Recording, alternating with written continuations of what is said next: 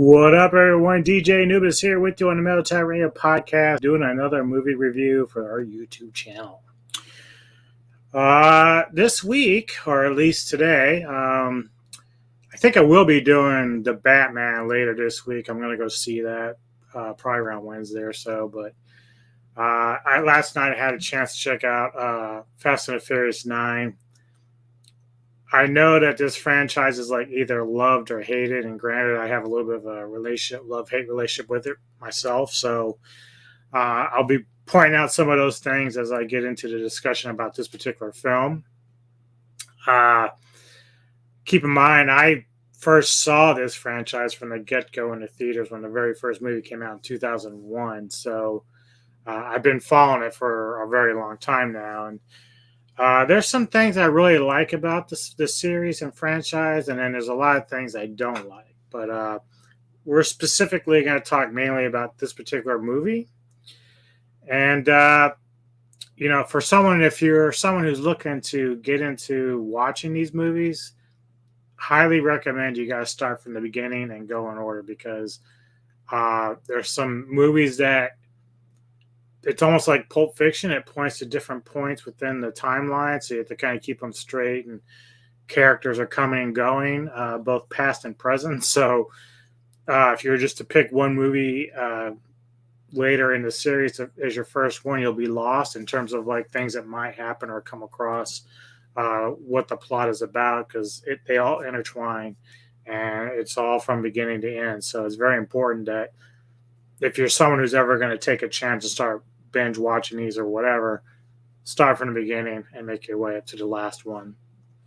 The cast in this movie, of course, you have your regular faces between Vin Diesel, Michelle Rodriguez, Ludacris, what's that guy's name? For those that know the series, you know there's a lot of familiar faces in this that are in here since the beginning, and even from the second and third films.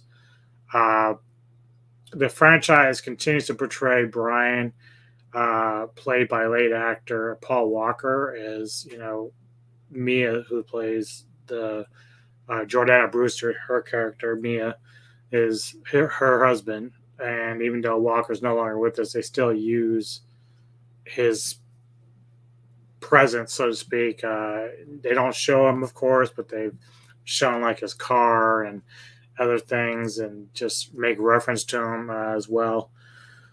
There are some new faces in this particular film. One being Michael Rooker, Helen Mirren, Anna Sawai, and John Cena. So the wrestler, Peacemaker himself, is a presence in this particular film. The story for F9 really kind of begins with Dom, who's portrayed by Vin Diesel, and Letty, portrayed by Michelle Rodriguez, who are now married. Dom has a son through another woman, which, if you go back, there's a couple different movies that reference her, namely the last one, which would be 8. So you'll know some of that from that, because some of this story is picking up from that. But Dom has a young son who he's named Brian after Brian, of course, the character from Paul Walker, because Vin Diesel and Paul Walker are really good friends in real life. So the death hit him pretty hard. But what we find out in this particular movie is that Charlize Theron, who plays the villain from 8, and who plays the character Cypher, she's on a plane being transported by Kurt Russell's character, Mr. Nobody. And that plane ends up getting hijacked, and Cypher is abducted. Now, at first, when Ludacris and the other guy come up to tell Dom what's going on,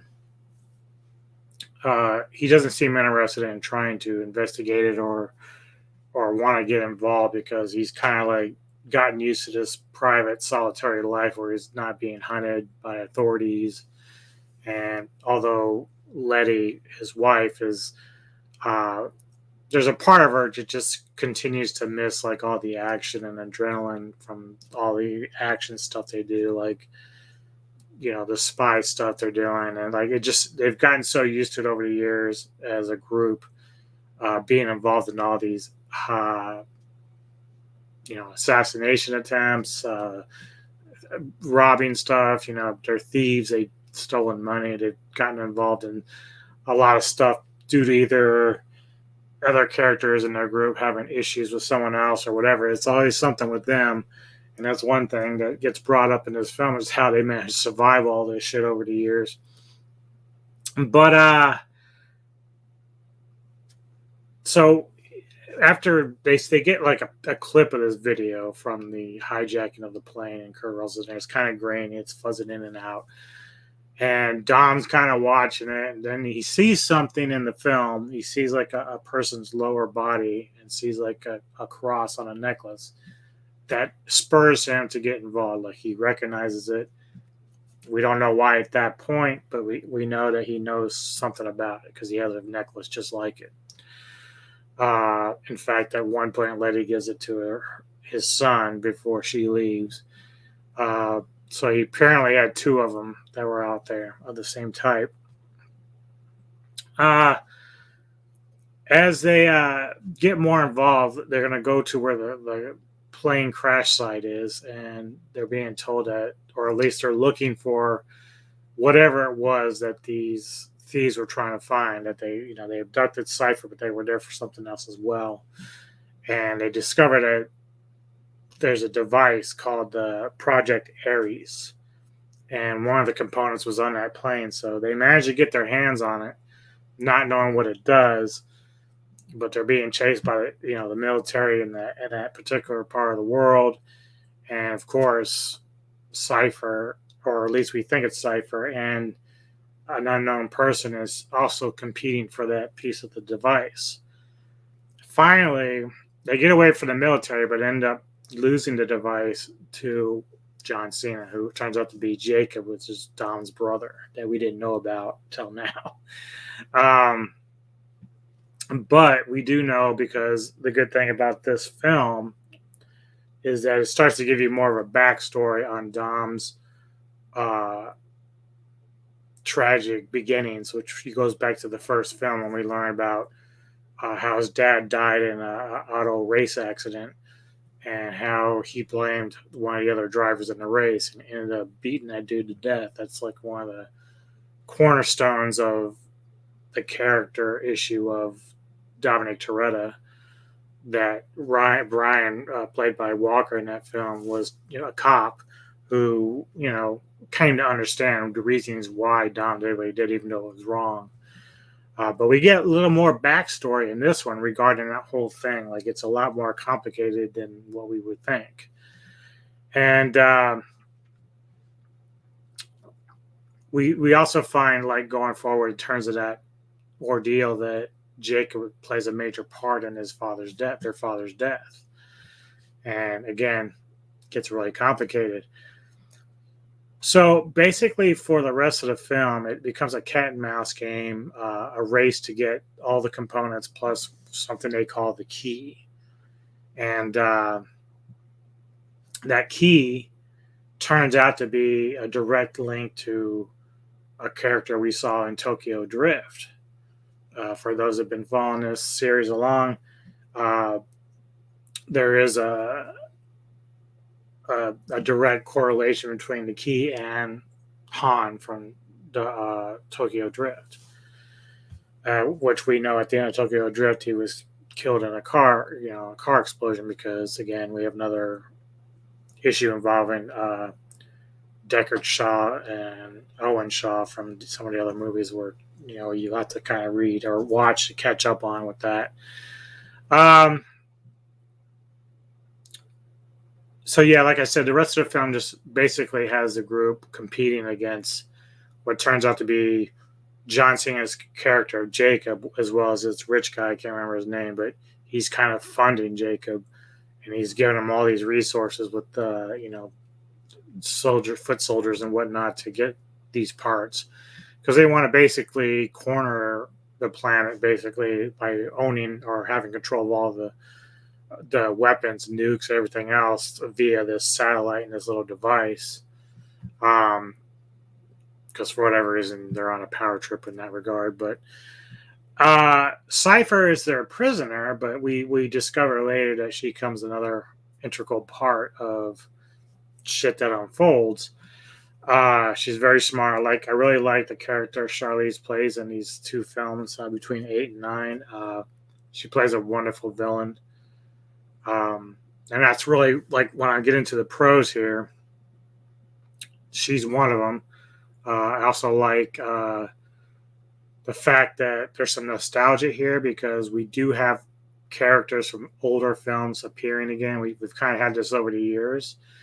And one thing that this series has taught us is that what you might think is the end of one character isn't always the case. We end up discovering characters are surviving in some ways and coming back and doing all this and that. This movie doesn't change that. It's very interesting in that aspect. We've always find out, okay, you're still alive. That's amazing.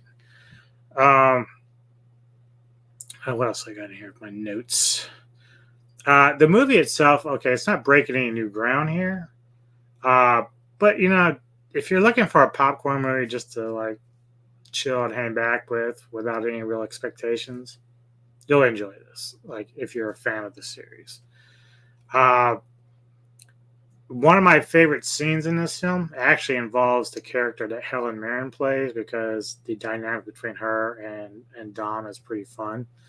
It's not a long period of scene, but Mirren, whenever Mirren shows up in anything, she really just takes it up another notch. So she's a very great actress, and it was really cool to see her do this movie even for the small role she had.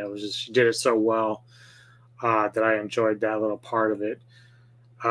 Cena, as far as acting, he gets by with this. However, if you've seen the Peacemaker series, he's so much better in that. And I wish some of the acting or some of the emotions that he shows in Peacemaker would have been in this film because judging by his character that he's playing, there's a lot of trauma there as a younger brother.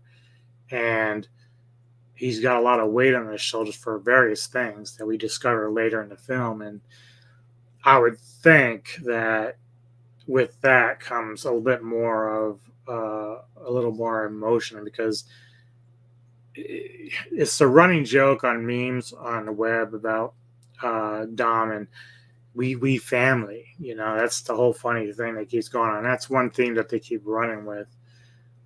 And that's technically true for this because you've got Dom, Jacob, and Mia. And, Mia's sort of like that go-between between the brothers because there's like this animosity and resentment because Dom learned early after he was in prison for a while that Jacob was responsible for his father's death. And it wasn't the guy that he ended up beating, even though the guy he beat did kind of run his dad into the wall, but that's sort of just how the racing is. But that guy was a dick too, so he kind of brought it on himself. I'm not saying he should deserve to die, but considering what happened to his dad, it was like too early for that guy to be like a total jackass. But yeah, the dynamic with Jacob's character just deserved a little more emotion in there than what we saw. So that is a bit of a letdown on that part of Cena, especially in what I just saw in the Peacemaker series. I thought he was really, really good in that.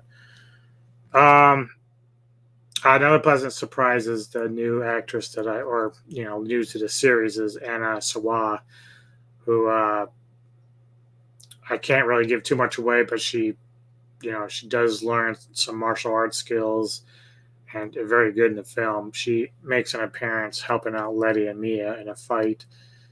She has some ties back to Han that we find out. And then what else we got here? Okay, so now in some of the cons outside of a little bit of the acting there, part of the problem with the Fast and the Furious franchise is that the last 2 or 3 films, including this one, there's a bit of absurdity with some of the stunts and the plots with the cars and what they're doing. And one example, I don't think it's really new because people have probably read reviews on this before.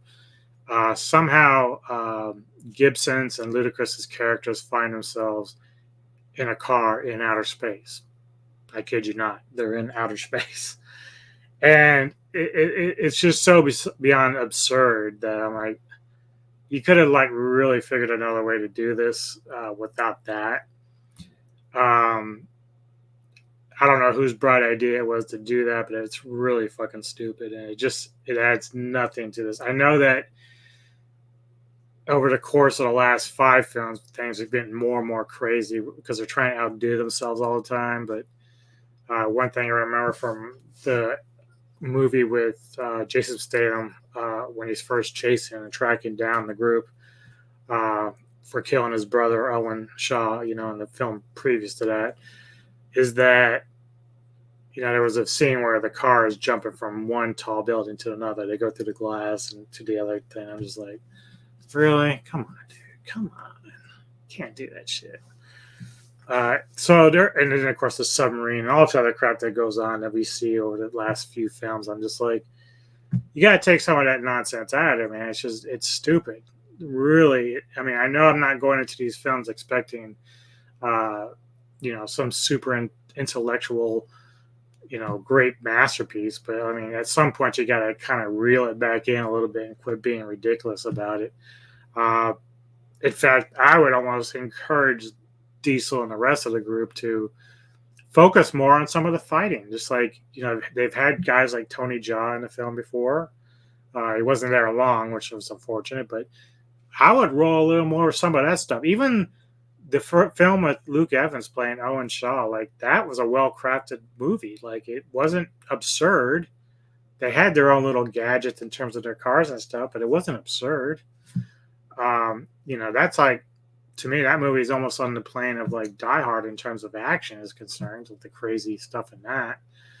Uh, but all this stuff with like this space, and I've heard people laugh or make reference that somehow there might be a Fast and the Furious time with Jurassic Park. I'm like, just stop, please stop. Let's not go there. One of the great things about this series for me in general is just the car races and stuff, like just the driving. Like it's great, and that's really what they should be focusing on. That and maybe the hand-to-hand combat stuff. I mean, I know these actors who have been involved in this series for a long time are getting older, so maybe pulling off some of these stunts or fight sequences and choreography isn't going to always work. But you have stunt doubles and stuff like that. So I mean, if you're good at your job, you'll be able to mask it to the point that it still makes it reasonably believable. I mean, I'm not expecting Vin Diesel at age 60 to still be doing these kind of things, but by then, the franchise is probably either dead, or if you think it's already dead, you're not going to have to worry about that. Or you just pass the baton to some other younger people. Like I said, with the resurgence with Anna Sawai and another character I'm not going to name currently because I want it to be a surprise for those who do want to check it out. You can take these younger people and like add people like Joe Taslim or Iko Uwais into this mix and make some really great stuff. You bring back Michelle Rodriguez. You can bring back fucking Tony Jaa. I mean, you can do just about anything. They've proven that they're not hesitant to go down certain avenues to make these stories intertwine and work. There is a post-credit scene, Easter egg. It's very intriguing. I'm not going to mention who it involves, but again, sets you up for another film. I went into this film with no expectations. I really thought I was going to butcher it far more than I am. I didn't even look on Rotten Tomatoes to see. I mean, I'm sure the ratings are abysmal for it. I mean, people are really kind of dissatisfied, I think, overall with the series in general. Probably at least the last two or three. But I rate it probably a 7 out of 10. I mean, it's decent enough to the point that it has a lot of other things going for it. If you can just forget about the space shit and some of the other absurdity, it is pretty much well acted. I mean, it's got some very cool cat and mouse stuff going on. As I said, there's a nostalgia factor. There's some familiar faces from past films that are coming into this film like it usually does. We see over the course of movies that we see, oh yeah, we remember this person. Um, so I like some of that aspect of it.